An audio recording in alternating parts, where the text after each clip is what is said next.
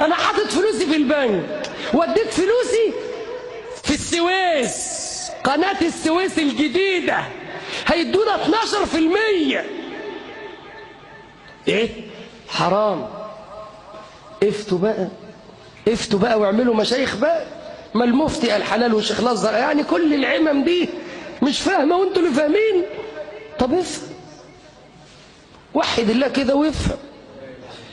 الراجل هياخد منك 60 مليار يفحت بيهم قناه جديده، انت مش عارف هو عاوزها ليه اصلا. طيب سيبنا من صوابيه المشروع وخطأ المشروع. هو قال ان المشروع ده هنفضل شغالين فيه 3 سنين، يعني هيبتدي يدر ارباح في السنه ليه الرابعه. ما تخافش، الرابعه مش، ما تقلقش قوي كده، ما تبقاش عندك هوس يعني. السنه ليه الرابعه. فلغه العقل حضرتك تاخد ارباح امتى؟ في السنه الرابعه. طبعا انت ما بتنطقش عشان الكلام مش جاي على هواك، وديت الفلوس وخلاص ومستني الجرشنات. فانت الراجل هيشتغل 3 سنين، هيبتدي يدر ارباح في السنه الرابعه. فالمفروض بلغه العقل ان حضرتك لو مش نصاب تديني ارباح في السنه ليه في السنه الرابعه. وبعدين الارباح ما تكونش محدده سلفا بنسبه في راس المال. يعني لو قلت لي انا هديك 100,000 تديني 20,000 كل سنه، حرام. ليه؟ وارد ان انا اخسر، وارد ان انا اكسب 20 بس يبقى انت خدت الفلوس وانا طلعت براءه، وارد ان انا اكسب 10 واحط من جيب 10 واديك زي ما بيحصل في البنك، وارد ان انا اكسب 100 يبقى انا العامل اخد 90,000 وانت صاحب تاخد 10، يبقى ظلمتك. امال الحلال ايه؟ اديك نسبه في الربح، اقول لك ليك نص الربح، ليك تلت الربح، ليك تلتين الربح، طالما اتفقنا وتراضينا خلاص. بس نص الايه؟ مش راس المال، نص ايه؟ الربح. الربح ده غيب لا يعلمه الا الله. كسبنا 10 انت 5 وانا 5، كسبنا 100 انت 50 وانا 50، ده حلال. هتاخد نص ايه؟ الربح. طب فين الربح في السنة الأولى؟ مفيش. في السنة الثانية مفيش. في السنة الثالثة مفيش. هتبتدي الأرباح إمتى؟ فلغة العقل والدين والشرع بتقول إن النسبة المحددة حرام شرعا، وإن حددت لي النسبة في الربح نص الربح أو ربع الربح لما أربح، والربح هيبتدي من السنة الرابعة، يبقى أولى وثانية وثالثة حرام. طب إيه اللي بيحصل يا مولانا؟ وده دين ولا مش دين؟ فيما أحدثك، وظيفتي أن أحدثك عن الحلال والحرام، وظيفتي أن أنبهك للحلال لتفعله وللحرام لتجتنبه. فإن كان الحرام الذي تأكله يوافق هوى عندك فهذا أمرك. أما أهل العلم فوظيفتهم أن يبينوا الحق للناس، وإن كانت الغالبية على باطل لا تخشى الله تدلس على خلق الله فليس هذا ذنبا لنا. وليتكلم الناس بالعلم لننبه الناس للحق لنحذرهم من الباطل لا لنعمم الباطل. إن لم يعجبك كلامنا فاسمع لأهل الباطل واتبعهم، هذا أمرك. أما وظيفة أهل العلم فبيان الحق لأهل الحق ولطلاب الحق. من طلب الباطل فليرحل إليه، اسمه على نفسه. أما نحن آلينا على أنفسنا أن نبلغ خلق الله الحق الذي علمنا إياه الله. من خاف فليرحل، من يخشى غير الله فليرحل. في دنيا الناس الذي يعطيك أرباحا مقدمة قبل أن يعمل نصاب، لم يعمل ويقول لك هذه نسبة أرباح، وفي السنة الثانية لم يعمل، هذا نصب. لكن هو سيعطيك من أين؟ سيعطيك من قناة السويس القديمة. قناة السويس ملك للدولة، أموالها ترحل إلى الفقراء والأرامل والأيتام والمساكين.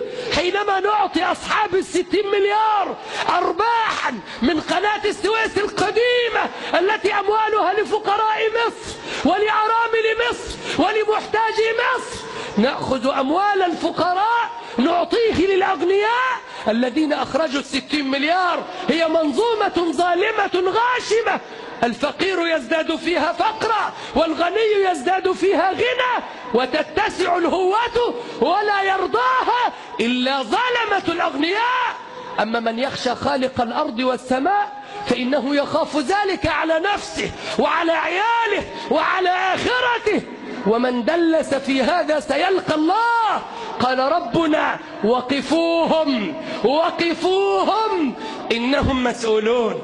الكل سيقف بين يدي الله، وسيسأل بين يدي الله، وسيجيب عما اقترفته يداه. فإن رأيت الباطل وألفه قلبك أصبحت مشاركا، فإن اشتركت في الباطل أصبحت ذا اسم عظيم. فأقل القليل إن لم ترفض الباطل بلسانك فلترفضه بقلبك.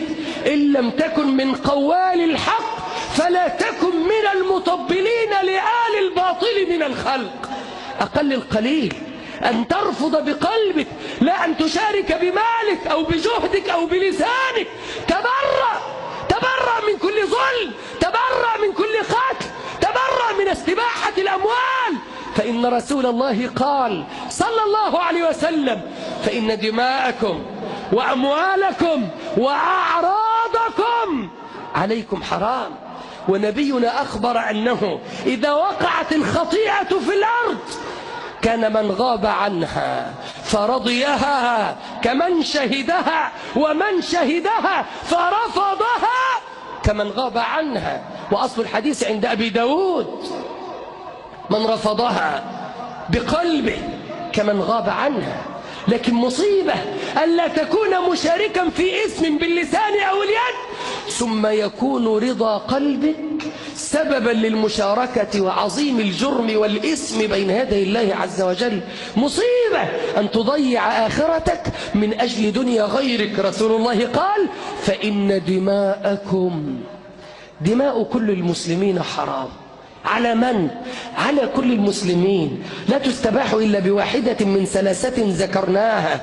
دماء الجنود حرام، دماء الذين قتلوا في سيناء إن كانوا قتلوا في سيناء حرام، ودماء الذين يقتلون في الشوارع حرام، ودماء الذين يقتلون رافضين للظلم حرام، ودماء الذين قتلوا في الميادين حرام، ودماء الذين يقتلون في السجون حرام. لا تكن بعين واحدة. وأخبر عن الحرام بكل طوائفه وبكل أنواعه.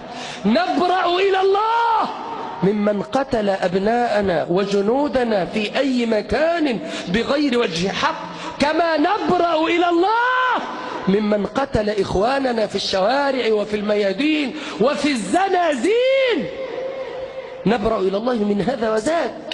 أما أن تكون شيخا فتخرج وتبرأ إلى الله ممن قتل الجنود وتسكت، لا.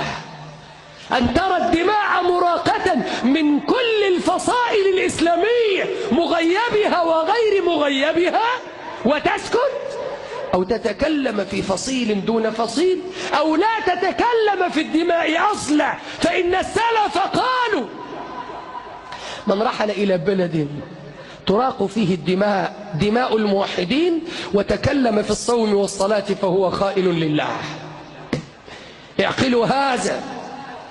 إلى الساكتين، إلى الخائفين. من رأى دماء المسلمين مراقة وسكت، أو تكلم في الصلاة والزكاة وترك دماء خلق الله مستباحة من الجهلة من خلق الله أو من الظلمة من خلق الله، وتكلم في غير هذا، في فقه الأولويات وفقه الواقع وفقه اللحظة، فهو خائن. إن دخلت عليك وحدثتك في الصيام والصلاة والزكاة وتركت الحديث في الأمر الذي يعم أهل الأرض فأنا خائن، أدلس عليك، أوجهك لغير التوجيه الصحيح. إلى الساكتين، إلى الخائفين، إلى المدلسين، إلى بائعي الدين، إلى المترخصين: اسمعوا، ولقد جئتمونا فرادا. لن تلقى الله بحرسك ولا بوزارتك ولا بمحافظتك ولا بمشيختك ولا ولقد جئتمونا فرادا كما خلقناكم أول مرة. كيف ولدت؟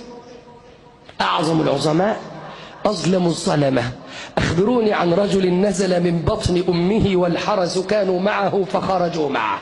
أخبروني ولقد جئتمونا فرادا كما خلقناكم أول مرة. بس وتركتم ممتلكاتكم، لا، ما كنت تملك شيئا، إنما الملك هو الله والجبار هو الله. وتركتم ما خولناكم وراء ظهوركم. لا معك 3 سبعات ولا 5 خمسات ولا حرس ولا وزارة ولا محافظة ولا مشيخة، معك عملك وما قدمت يداك ولسانك. وتركتم ما خولناكم وراء ظهوركم. أعدوا لهذا اليوم عدته، وقفوهم إنهم مسؤولون. من علم أنه مسؤول فليعد للسؤال جوابا. أما ما حكم الدماء المراقة الآن في بلاد العرب، بالأخص في العراق وسوريا، ما حكمها؟ هذا ما نسأل الله أن يعيننا على بيانه بعد جلسة الاستراحة إن شاء الله.